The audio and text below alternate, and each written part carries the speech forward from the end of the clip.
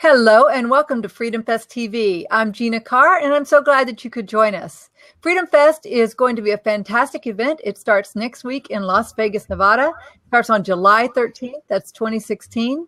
We're going to have incredible speakers there. Judge Andrew Napolitano, Senator Rand Paul, Senator Ben Sasse, George Foreman. I could go on and on. There's over almost 300 speakers that will be at the event. We're expecting close to 2,000 people. And this is the world's largest gathering of free minds. So if you haven't already joined us, check it out at freedomfest.com and you can register there. You can get $100 off if you put in the code FFTV. That's all caps FFTV for Freedom Fest TV. Let them know that you were watching the show here. And we would just love to have you. There's still great flights available to Vegas. I was just checking earlier, so you can definitely get in at this late date.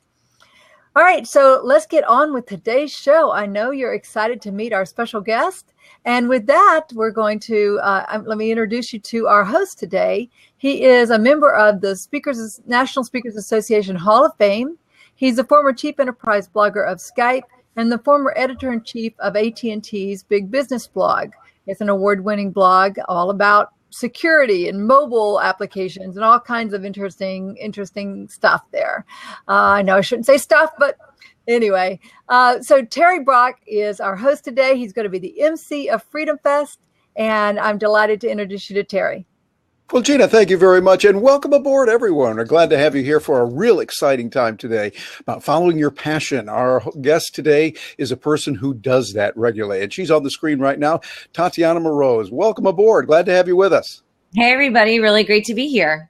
Well, I want to give the introduction we've got here because those of you listening on this is one incredible lady you want to listen to, and get your pen and paper out, your note-taking device of choice, and get ready to take some notes because we're going to learn a lot. Tatiana Moroz is a singer, a songwriter, and a pioneer. She has delighted many with her fresh, stimulating music that she both writes and sings along with her guitar. We might be able to get her to do a little bit of that today for us. She's the premier female singer-writer in the Bitcoin and activist community and is the creator of, get this, Tatianna Coin, the first ever artist cryptocurrency. That is amazing. As a prominent figure in the Bitcoin community, Tatiana recently appeared on the John Stossel show on Fox. Yeah, like real TV, just like grown-ups do it. You know, she was there to discuss Bitcoin and its potential to impact the world. Other press, get this, she's been on RT, InfoWorlds, Bitcoin Magazine, Let's Talk Bitcoin, and a bunch more. Tatiana is also the founder and CEO of Crypto Media Hub. You want to bounce over there and take a peek. If you've got a company that could use some help with using cryptocurrency, advertising, marketing, that's a place you want to go. Crypto Media Hub. It's a PR consulting and advertising agency in the blockchain industry.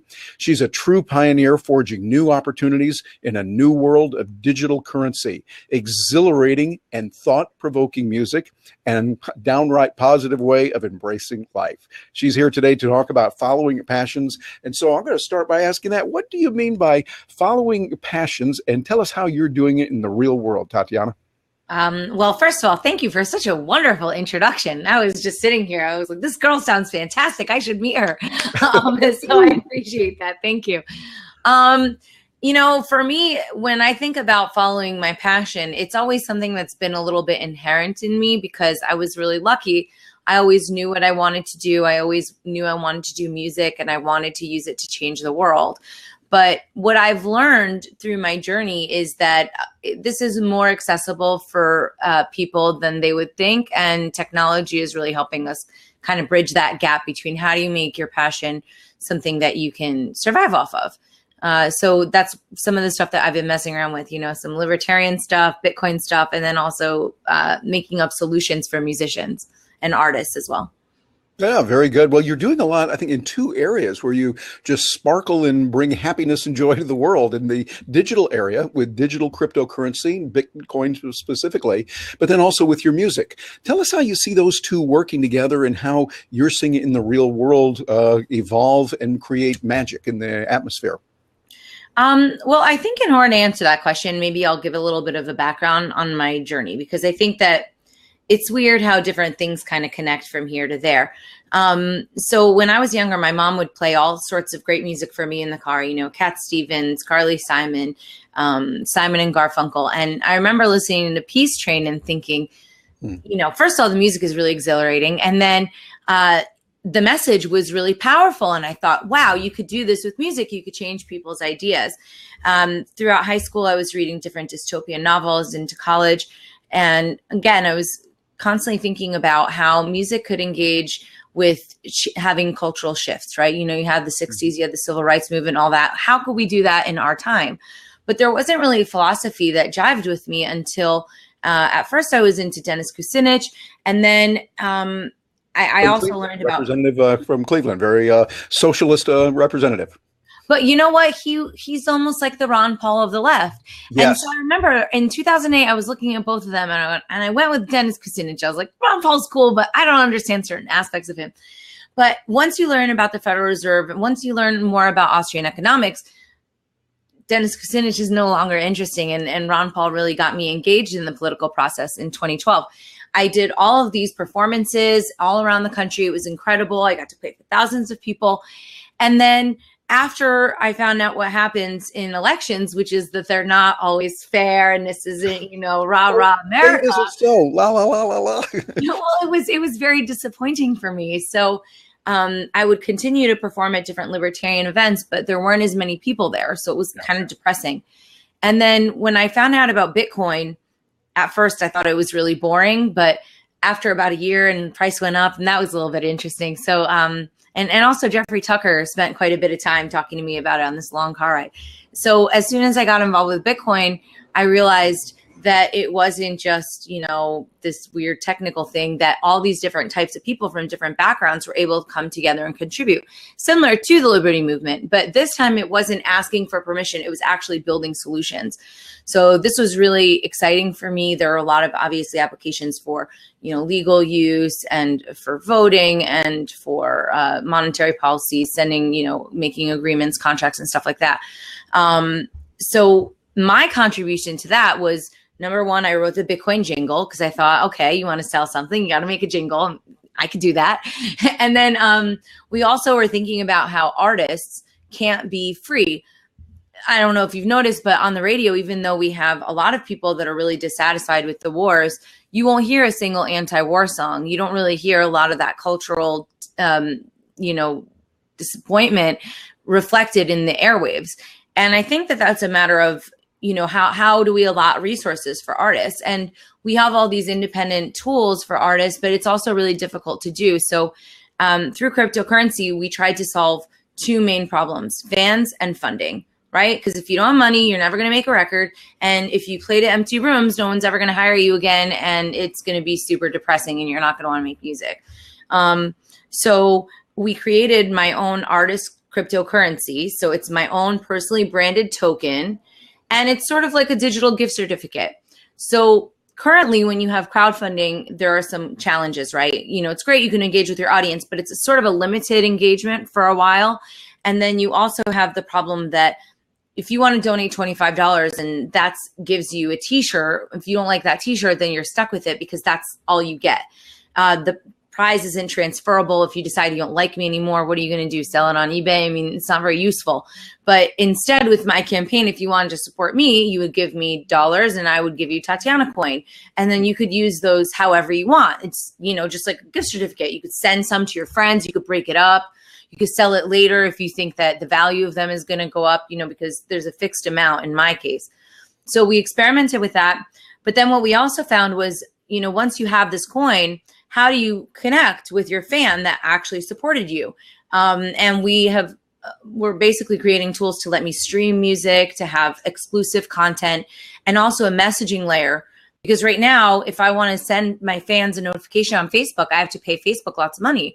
And basically, I'm building up a business for Facebook, but Facebook could change the rules for both me and the fan. They've done it already and they're going to. And then also, what if Facebook isn't popular one day? Then I'm going to have to go and build a whole new fan audience in some other weird platform where they're making money off of it and I'm just paying them.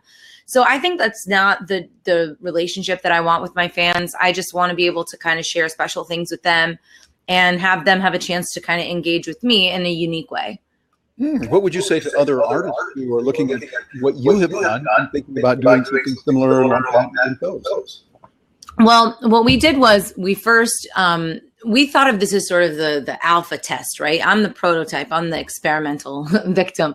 And now what we've come up with is, you know, we launched the coin, I raised $10,000, I made my third album, which I'm going to be releasing in the fall, completely funded with cryptocurrency. And at the same time that I'm launching that album, we hope to have, well, we will have a set of tools that other artists can use in order to do this as well. I think that that'll be a really good test group. And as far as people being able to evangelize the benefits of cryptocurrency and blockchain technology, I think artists are natural communicators, and they can also highlight some of the more freeing aspects of cryptocurrency.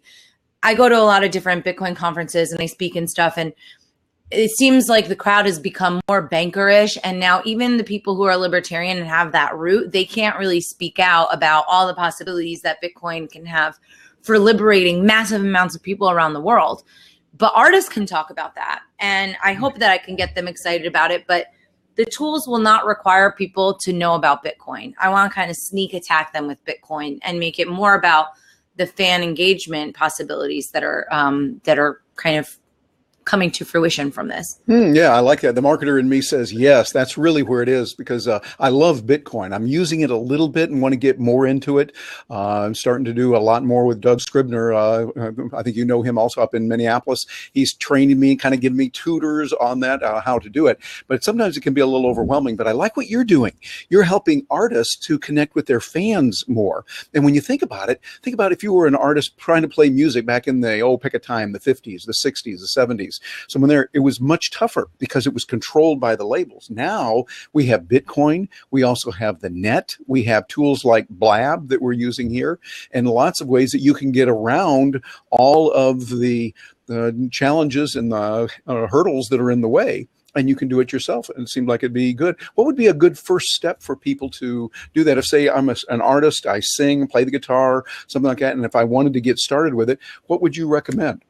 I would have them just reach out to me directly. Okay. I mean, I'm the only one that's really done this. I think that there have been a couple experimental projects, but you know, and I'm working very closely with Tokenly and also a company called Vermont. Well, not a company, a project, I guess an open source project. So they're helping me create an app, and then Tokenly has created the web experience and the whole entire backend. So kind of talking with us and getting a little bit of guidance. This is definitely in prototype mode. This isn't for mass media yet, but by September, we should be able to onboard artists and bring them into this kind of testing process. I think that'll make really good content too, you know, because if you're talking about Bitcoin stuff, snooze a lot, you know, it gets a little bit boring. But if you have artists and you're linking that emotional connection that people get from music with cryptocurrencies, I don't know, I think that stimulates creativity. Yeah, I think so. And I think the possibilities also are enormous for those of you that are watching this. Think about what you can do with Bitcoin. Not only can you get your message out and you get something that's international, people around the world, you don't have to worry about the exchange rates and all the banker fees and the elements that are there, but you've got it directly. And just mentioning Doug's working with his company, Watch My Bit, they give you the ability to take your content, put your content out there, and then divide it up. If you say, okay, I'm going to let this person get a percentage of this, and this person get a percentage of that, you can do it very easily, and it's handled all by mathematics. So I think the possibilities there are just enormous. You're watching Freedom Fest TV. I'm Terry Brock, your host, and our guest today is a person who has combined the beauty of digital currency with music, putting those together to create real magic out there in the marketplace. And matter of fact, Tatiana, we want to find out if there might be a chance that you have a guitar hanging around there somewhere, and you might be able to show us a little bit what you can do with that. And I hear that there's some songs out there that relate to Bitcoin as well that you might know about that you've written. Do you have your guitar there? Can you share a little bit with us? Sure, why not? So I actually have I have a couple songs in mind that we could try out, but since we are talking about Bitcoin, we could talk about the Bitcoin Jingle because that seems appropriate, right? And, you know, when you listen to the lyrics of this song, I think that I really tried to get at the heart of what Bitcoin really meant. And maybe even if Bitcoin itself is not successful, the idea of what is money, and that money does not only need to be issued by a bank, is something that is sort of, it can't be put back in the box, if you know what I'm saying. So sure, here's the Bitcoin jingle. This will be on the new record.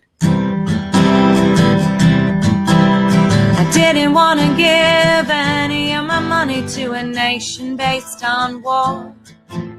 I wanted to be free, nothing holding me back from where I want to go. I thought about it. What in the world did I see? It was to take away the money. Don't give up your money. Use Bitcoin whenever you pay. Use Bitcoin whenever you pay. I didn't want to waste any of my time working for the government. I wanted to be kind, open up my mind, just like an instrument. Thought about it. What in the world did I find? It was to take away the money. Don't give up your money. Use Bitcoin whenever you pay. Use Bitcoin whenever you pay.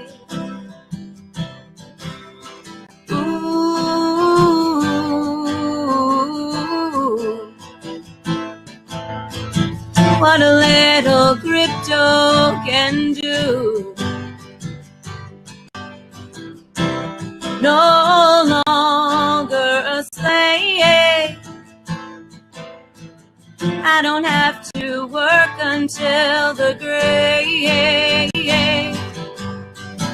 So many times I cried to myself that we didn't have a chance. Nakamoto came along with more than a song, gave the labor back to man. Thought about it. What in the world did I find? It was to take away the money. Don't give up your money. Use Bitcoin whenever you pay. Use Bitcoin whenever you pay.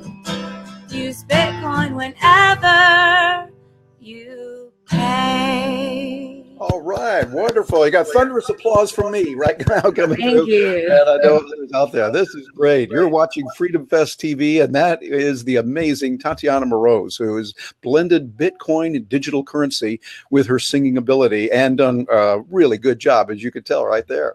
Excellent. And so what other songs do you have, and what other ways have you found that music has helped you in getting forth the message about Bitcoin? Well, there's an angle that I'm taking with this third album that I think is really exciting and compelling. One of the songs that I've written is called The Silk Road.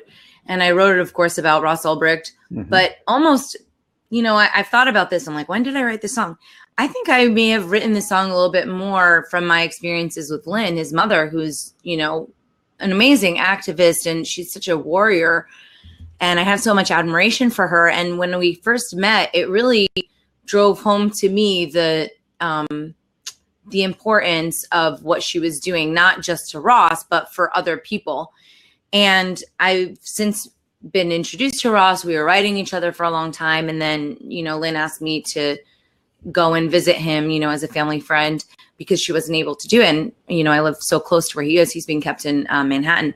And when I went to that prison, it became really clear to me in a way that hadn't been just how evil and barbaric the prison system is, and just how many people were wrongfully in jail for ages. And I mean, the New York prison system, or whatever, the district court, they go out and they get people from all around the world, people who've never stepped in America, and they just start arresting them. And we're paying for it as taxpayers. Not only is it immoral, but it's expensive. And a lot of the people that are in that prison system, they don't have anybody to speak up for them. And through getting to know Ross, I've learned a lot about myself. And I think that it's given me a little bit of a theme to this record to raise awareness for his cause, and to, now that we're launching the artist coin, what's the point of an artist coin if you don't have a cause that you're going to be kind of promoting, right? I think it's great to be singing in front of people and people tell you you're great and they think you're beautiful, whatever, but you want to use that power in order to do something positive. So I think those things kind of converging, you know, we're in the middle of the appeal right now. It's really tense.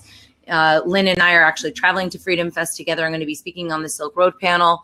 So I think this is a great time to be pushing the issue of the prison industrial complex and the effects of the drug war. Obviously, we've seen so much bloodshed just the past 3 days, and there's obviously a problem in this country. And I think this is something that both the left and the right can get behind.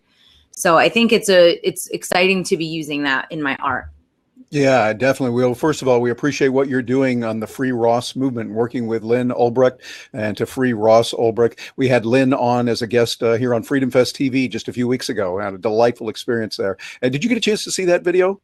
I have not, but I have to because I always like seeing her. And she also said that this was one of her favorite interviews she did. She really enjoyed her time with you guys. Oh, really? Well, we enjoyed having her on board. And of course, anyone that wants to see that, this is the beauty of what we've got today. It's recorded. So if you go to blab.im/thefreedomfest, you'll see not only the interview we have with Lynn, but many others as well. But be sure to watch that one with Lynn, because it really has a lot of insights into how we can live, what we're doing. Because I think, correct me if I'm wrong, Tatiana, if you agree with this, but the situation with Ross is not just about Ross. It's about our entire system, and it's about each of us, because what happened to him foreseeably could happen to many others. And I think it's time for a change. We're seeing that in many areas. As we're recording this right now, major convulsions are taking place in the United States. We're seeing dramatic things happening internationally, nationally. And I think that the cryptocurrency and the technology is going to be there as a standard to help us to not only thrive, but to be able to succeed in many different ways. At least I'm seeing it that way. What are your thoughts? Yeah, I think so. And you know, one of the other things that we're going to do is art for Ross, which is, I think, a really cool way to engage with people, because people need to be, you know, as we're having all these tumultuous times, people need some sort of a guidance. They need some sort of a compass, you know, and I think that we can express things with beauty that can, you know, create change in the world. That's all I can, you know, get excited about, I guess. When we were at PorcFest, we did this art table where all these folks sat down and we all made pictures for Ross. It's called Art for Ross. We're doing it with a hashtag Art for Ross. And then over the next upcoming weeks, I'm going to be sharing that with everybody. And I think it'll get everybody hyped up for the album. And then, I don't know, I'd love to do some outreach to other groups as well and see what we can do from that community, because I think that, I don't know, it just doesn't seem that prevalent anymore, but maybe I'm not tapping into the right people. Yeah, well, I think you're doing a lot with it, and a lot of getting a message out there with the digital currency, and what you're doing really has a lot of help. And by the way, those of you that are joining us here live right now, we're using a technology called Blab, and it gives us the ability, one of the reasons we're using it is because it gives us this ability to have you come on board. And you'll see on your screen, you've got something that says call in. If you'd like to ask Tatiana a question, by all means, just click on that. We can approve you and come on and ask your question. You'll be live on the screen. Make sure your webcam and your audio are working really well. And if you want to come on board, we'll be looking forward to seeing that. Now, Tatiana, I want to ask you another question. Today, we're seeing with Bitcoin some changes going on. I don't want to get real deep in the weeds of all the technology of it, but we're hearing about a term called halving. The halving of Bitcoin. Is that something that you would feel comfortable to explain to us what's going on, and more important, the ramifications of that? Generally, when asked a technical question about Bitcoin, I shy away from it, but the halvening I know. And by the way, isn't that a funny name? The halvening. Yeah, the halving. What is that? No, happening, like happening. I don't know. Anyway. Yeah, it's spelled Halving. Halving. It's like, huh? What does that mean? So basically, Bitcoin, in order to secure the network of Bitcoin, right? There's miners, and the miners, they do their mining, and every 10 minutes there's a block reward, which is 25 Bitcoin. So whoever did the math the fastest, did the best job, they get 25 Bitcoins. So built into the algorithms or whatever the financial plan for Bitcoin is a decrease of those rewards as time goes on, in order to prevent inflation and, you know, have some sort of like lack of dependability in the monetary policy. So they kind of build it in. During the halving, instead of having 25 rewards, you're only going to get 12 and a half.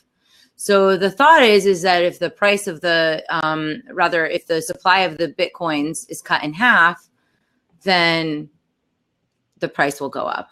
So we're all excited. I don't know if that's going to happen, but that's what a lot of people are expecting. And it's kind of a big deal. But either way, it'll be a bumpy ride. I don't think it'll just have no effect and the price will be the same. But I'm also not very good at predicting what will happen with the price either. Yeah, I know my predictions about the future. I'm, we're going to Vegas and my dad's saying, oh, maybe you'll win big, Tanya. And I'm like, oh, I don't think so. I don't really gamble. But then if you think about it with Bitcoin, sometimes the price volatility is fun. You have to be a little bit ready for it. But I guess that's my version of gambling. Do you have any Bitcoin? Do you have a fair, I'm not asking you for your holdings, but how often do you use it? I'm getting started with it now. I've been working with it a little bit, and as I mentioned, Doug is helping me on that. So I've got a little bit, and it's fun. What actually is fun, I've had some for a while, and I didn't do a whole lot with it. And what was like $25 now up around $80 some on one section. And I thought that is really amazing to see what's going on with it. It's because we've seen about a 50% increase in the value of Bitcoin just this year.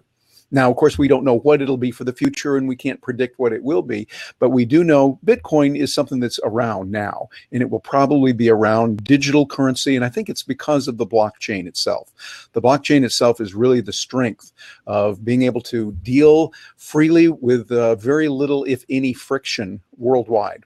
I look at the work I do. Gina and I will travel. We just finished a trip literally around the world. I did a lot of presentations over in Australia and Singapore. We were speaking different places, and getting the exchange rate and seeing the fees that the banks charge was just astronomical. And to be able to be paid in a currency that's the same worldwide, like Bitcoin, would have been a lot better. So it's good. How active are you with Bitcoin? And are you doing, I would imagine you're doing something with Bitcoin most every day, right? Well, yeah, I have Crypto Media Hub, which is sort of an advertising, marketing, PR consulting business for the Bitcoin space. So I deal with Bitcoin companies all day. But right now I'm holding on to my Bitcoins until after the halvening, and I'm hoping that some big thing will happen and I'll be a rich, rich woman. And then I could promote the album even further. I mean, that's basically, my main passion is putting out the record and being able to talk about the different things that I've learned on my journey. Yeah, excellent. And by the way, we're getting some comments over here on the right side that we really appreciate your help. So I'm going to help me on that. I think it was Bradham Jutalian Havening. Thank you for your help on that. And the correction, it's spelled Halvening, Havening. And later on, you said, I'll take my entire salary in Bitcoin. I like that. I think that would be a really good way to do that. Well, what other opportunities do you see for someone who maybe might not be a musical artist, but they're working maybe as a consultant, a speaker, a writer, they're performing services? Where can Bitcoin come in and help them? Well, I think that a lot of people are talking about using Bitcoin as money, and I think that that's great. I think it's really good, for example, for charities. I have a friend of mine, Fareshta, and she's here in New York. She has a charity called Code to Inspire. And what they do is they teach girls in Afghanistan how to code. And they used to have to send a woman around carrying, a bag of money, totally sketchy in Afghanistan. And then when she would give the money to the girls, they would have to put it under their mattress. That's not a very safe place to do it, nor is it efficient. So now not only are they accepting, donations in Bitcoin to help fund the school, but they're able to facilitate payments in Bitcoin to people who end up getting work and stuff like that. And so now they don't have to send somebody around in an unsafe environment. And I think that that's giving these women a lot more freedom. But I think that over the next 10 years is really where we're going to see a lot of more experimental aspects to Bitcoin, not just sending money to each other, but there's an attorney named Pamela Morgan who I absolutely adore. She is, disclaimer, a good friend of mine, but she's also brilliant. She's a wonderful speaker. And what she talks about is the legal applications of the blockchain and of Bitcoin and how they can help people. She has a different thing. I don't know. She's got all sorts of stuff. Pamela Morgan, people should look up her talks. And also Andreas Antonopoulos, he does a lot of really great talks, and he kind of helps people envision what the future of Bitcoin will be, because at this point, people can really participate. You can get in. It seems like Bitcoin's been around for a while, but this is the infancy. So if people get more familiar and they get those right podcasts and they listen to the right speakers that are going to spark those ideas, they can also help shape what cryptocurrencies will allow in the future. Because I mean, there's like governance methods, there's there's all sorts of stuff. So I don't think that it's just for artists. And there is a learning curve, but it's just the beginning. Yeah, there is a good learning curve there, and I'm finding, okay, I'm getting into it, and as I do more with it, I find, gee, this not only is easy, it's fun. It's fun to get in there and see it. Well, you know, I when I first learned about Bitcoin, I remember I was walking down the hallway with a friend of mine, a guy friend, and I asked him, and I said, oh, what's this answer to this question? He looks at me with disdain. He says, oh, gosh, why are you even asking that question? It's so stupid. And I was so embarrassed. And I turned to him. I'm like, that's why women don't like Bitcoin. No one wants to hang out with you because they're so nasty about it. And so as a result, I've created a Bitcoin 101 series with a friend of mine, Stephanie Murphy. She's on a podcast called Let's Talk Bitcoin, which is a great podcast. And she and I made just these Bitcoin 101 videos. They're about 5 minutes long for each section.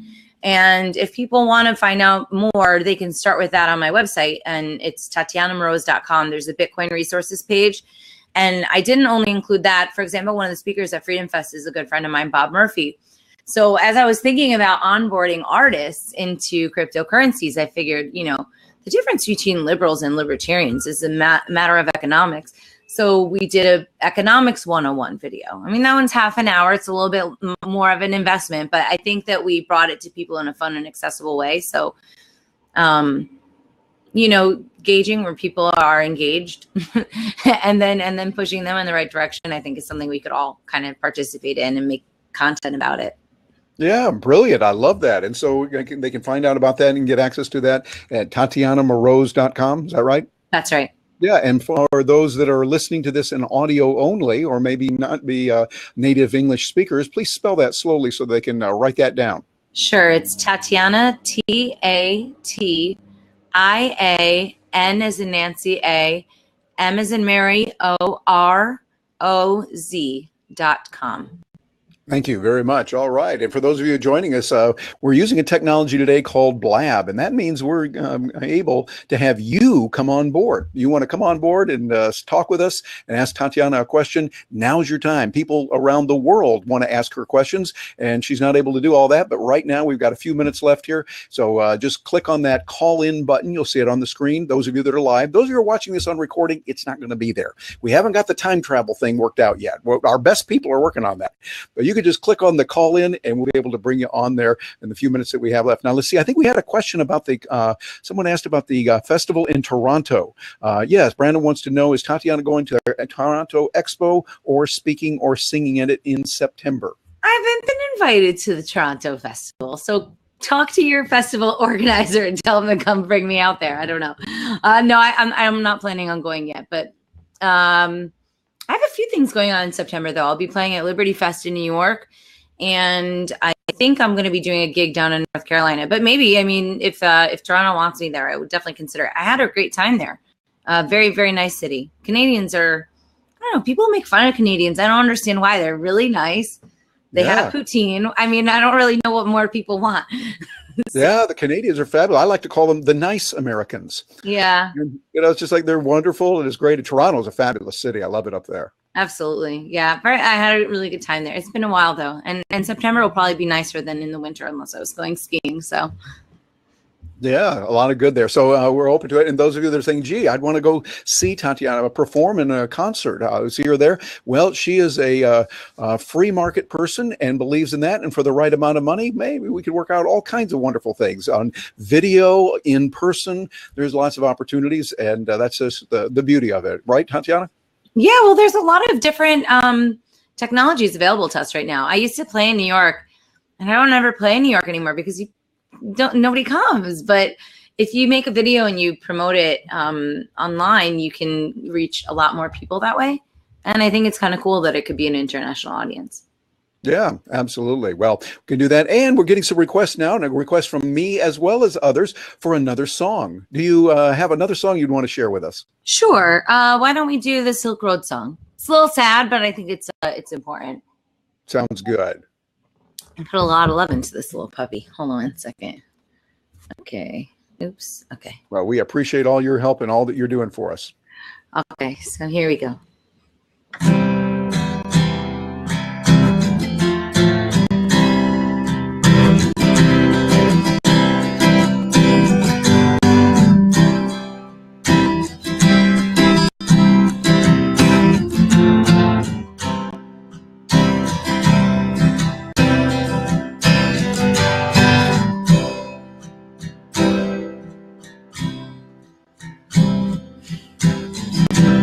was a man who did the unspoken. He looked for freedom from the violence. No one is perfect when there's new ground broken. A mess is made and someone gets blamed.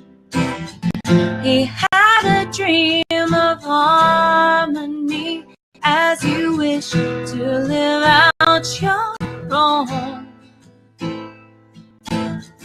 We cannot stand for this, cannot have you fall along the Silk Road.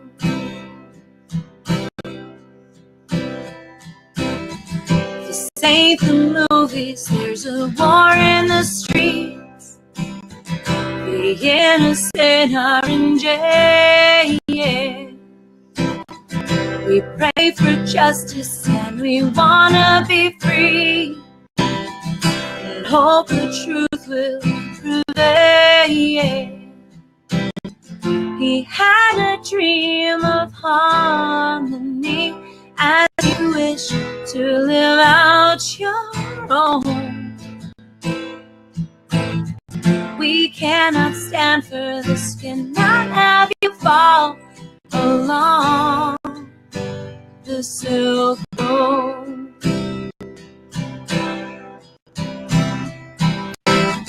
We still have hope, we cannot quit. Don't be afraid. We have a voice, and this is it. Let the light show the way.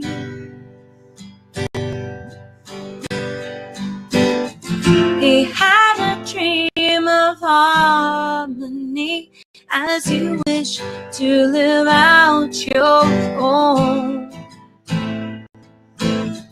We cannot stand for this, cannot have you fall along the Silk Road.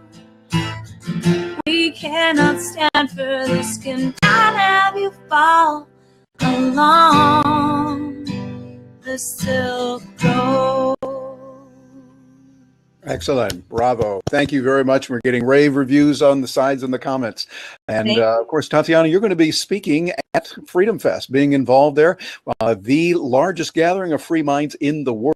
Tell us a little bit about what people can expect they come to see you and hear you at Freedom Fest. Well, I'll be talking about the Silk Road, so that should be a pretty amazing panel. I think we've got Naomi Brockwell on there. Naomi's also been a wonderful supporter of Ross's. She did this great appearance on Stossel. Anyway, everybody's really excited to be there. I think this is her first Freedom Fest, so this isn't my first rodeo. But to be honest, I'm most looking forward to the karaoke. Yeah, that's going to be fun. Well, yeah, I think there'll be a lot of hams, a lot of funny people. Hopefully Jeffrey will come. I'm hoping that I could get him to do a Justin Bieber song, because he really likes Justin Bieber, and I almost feel like he's kidding, but he's not. I mean, Justin Bieber's talented, but it's very funny. So I'm hoping that that we'll get some laughs, and we'll all have a good time and raise awareness for freedom. Yeah, absolutely. And those of you that are joining us, it's Freedom Fest coming up next week, actually, in Las Vegas. If you go over to freedomfest.com, you'll read about it. And if you're watching this later and you think, oh, gee, it's already happened before. Hey, it's ongoing, an ongoing community. So go over to freedomfest.com and notice what the current happenings are. You'll see what's there and get ready for Freedom Fest for 2017 as well. A lot of things happening. Well, as we start winding down here today, I'm going to ask Gina Carr, our producer, to come on board, and she always has some final words to tell us, and always interested in her reaction. And Gina might have some questions or comments that she has. There she is. Gina Carr, welcome back. Well, hey, Gina. Happy to be here, and I was so glad to hear what all you had to say. I'm not hearing anything. Are you? I can hear. Tatiana, you're not hearing Gina? Nope, not yet. Gina, keep talking. Okay, how about now? Can you hear me? Can you hear me now? No, it's like it's coming from the Black Lagoon, really low volume. I don't know if anybody else is having that problem. Yeah, it's kind of funny. Can you guys in the audience hear me out there in TV land? Yeah, those of you listening, let us know. Can you hear Gina all right out there? We're getting yes, they can. I'm getting 5-5. Yes, able to hear you. Gina, you're coming through for me. Tatiana, I don't know what could I be. don't know why. I think you have to be the interpreter. Yeah, that's right. We don't know what it is. Okay, well, since we're going to be wrapping up. Okay, well, I don't know how to answer these questions. They're coming at me too quick. Kind of difficult. And by the way, this is wonderful. The part about doing it live.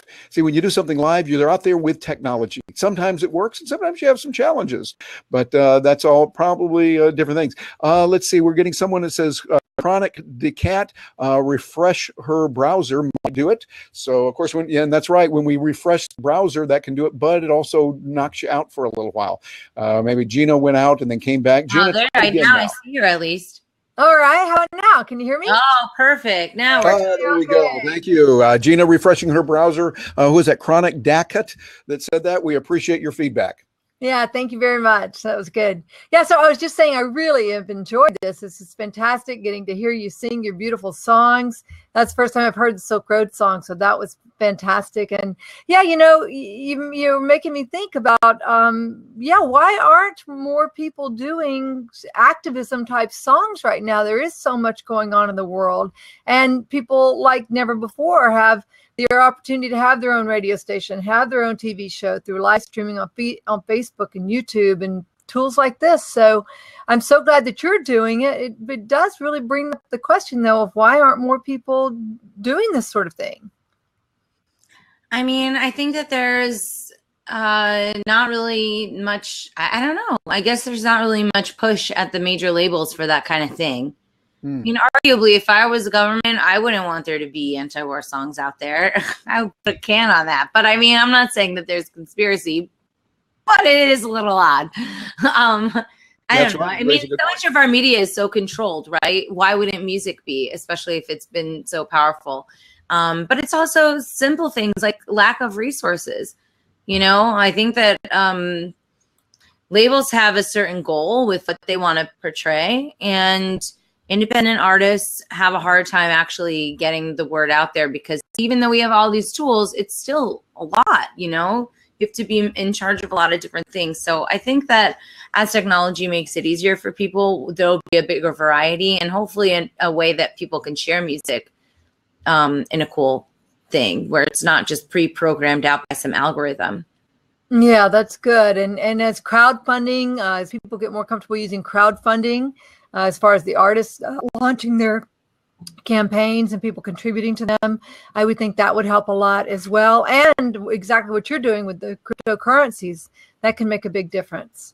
Yeah, well, yeah, absolutely. And I don't really get that excited about micro tipping, because I think that people overestimate that. But maybe if that was a little bit more prevalent in our culture, for example, with Blab, you can click on the little hands or whatever, and they give you little prizes.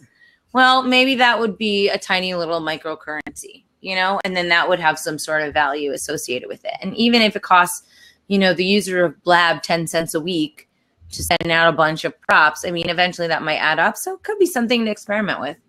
Very good. That's a brilliant idea, Tatiana. I had not thought of that, but to be able to build that in so that you put in X number of Bitcoin or euros or dollars or whatever the fiat currency might be, and every time you click a prop, the real money goes. It might be a fraction of a cent, or it might be just a small amount, but I think that would be real tangible and a real validation of people actually putting real money into someone's cause because they like what they're saying. Brilliant idea. Yeah. Well, I don't think I'm the only one who came up with it, as much as I'd like to take credit, but people are definitely playing around with this kind of stuff right now. And I don't know, there's some really scary stuff in our future. I think the events of the past few days with all these shootings have been very upsetting, but at the same time, there are things that people could be looking forward to. And I think that, arts and music can kind of unify the different people from different kind of factions that are sort of separated right now. I don't like to see that division among people. Yeah. And, to your point earlier about how technology is helping to change the world, and Bitcoin being able to be used by those girls that you mentioned previously. Similarly, the fact that we have all these video cameras, everybody has their own video camera and they're recording all this. I mean, that's going to change the world. I think we will get to a point soon, hopefully sooner rather than later, where the tide really does shift back to a more peaceful environment, and people start living more harmoniously together. That's my dream. Yeah. Well, that's what we're working on, right? That's the point of things like Freedom Fest. I wonder, how many new people are going to get ideas kind of shifting. I mean, that's the idea, is they're going to spread no matter what surrounds us, I think, especially if we have good people pushing for it. Yeah, I think that's one of the exciting things about Freedom Fest. For me, I particularly like it. Yes, there's great messages from the stage. We hear some of the smartest and most brilliant people in a number of different areas of history, politics, nutrition, writing, great films. We get all of that. But it's also dealing with the people around us, getting to know new people, making new friends, and interfacing with people who are there that are doing just a great job. And so it's going to be fun. Gina, tell us a little bit about Freedom Fest. It's coming up. There's still a few empty seats there that people can get into, even in these last few days of before we get to Freedom Fest. Yeah, well, as Terry said, there's just so much that will be there. It's basically an intellectual buffet. There's so much to choose from and that you can learn about. There's the sessions from the main stage. There's also breakout sessions.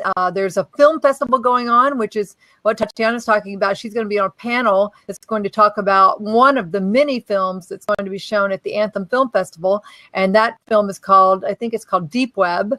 And so she'll be talking afterwards about that. There's a film that's called Of Dogs and Men that talks about the 10,000 plus dogs that are killed by law enforcement officers in this country alone every year, and why that's happening and how we can change that. I mean, there's some real thought-provoking movies. There are thought-provoking speakers. For those of you who haven't registered yet, you can register at freedomfest.com, and you can use the code FFTV. That's all caps FFTV. You'll get $100 off.